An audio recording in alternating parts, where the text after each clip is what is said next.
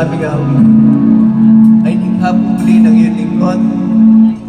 At ito po ay malalim ang pinaghugutan bago po ito nagawa.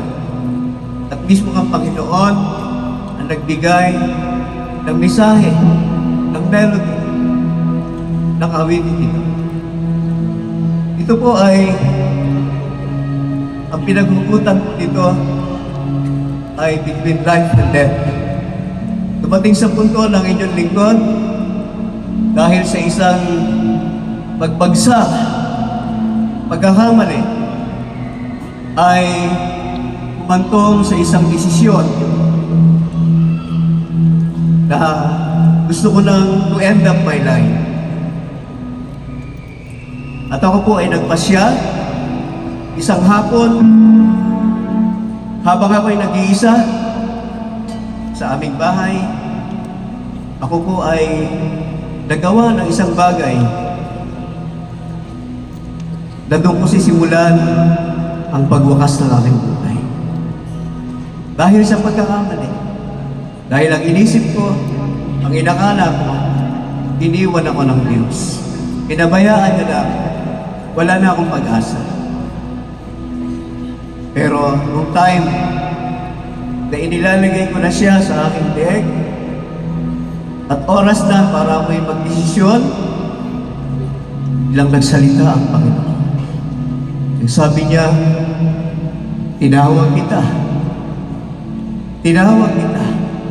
Magpakatatag ka, magbago ka, maglingkod ka. At dito po, nagkaroon ng bagong pag-asa, ng bagong buhay. Ang inyong lingkod. Ako po si Pastor Ronaldo Bienes from San Pedro, Laguna. Napakabuti ng Diyos sa awit na ito na aming aawitin ngayon. Actually, inawit na po namin ito noong nakaraan, noong concert ng United. At thank God, marami po ang natouch because of the song dahil napaka-personal po ng awit. Kami po ay umaasa na inyong papakinggan mabuti ang awit nito. Ang pamagat po nito ay Banal Mong Trono.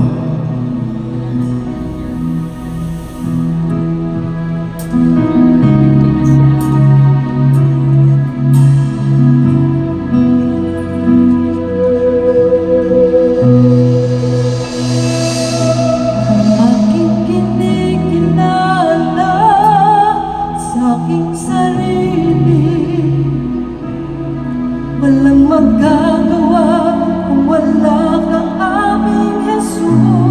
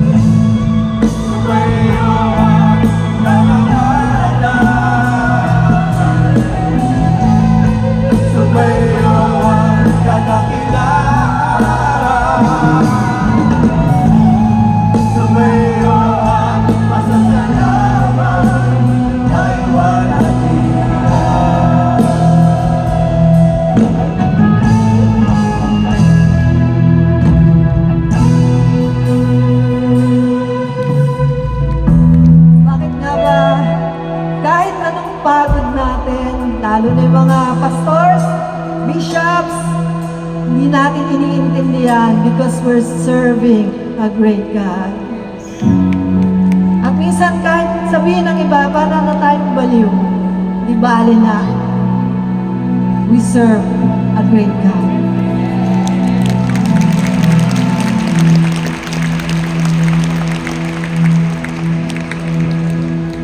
Bakit nga ba pinupuri kita? Bakit nga ba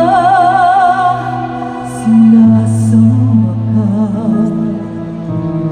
Bakit nga ba pinaglilingkuran? Bakit pinasasalamatan? Bakit nga ba pinupuri kita? Bakit nga ba sinasamba na? Bakit nga ba pinaglilingkuran? Bakit pinasasalamatan? Nais kong ibigin ka, hindi dahil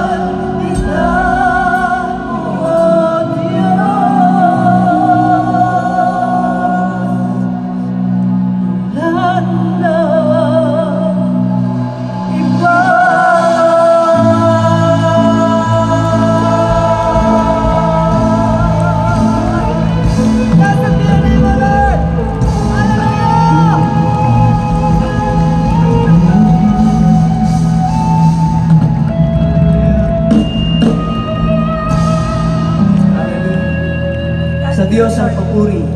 at pasasalamat. Amen.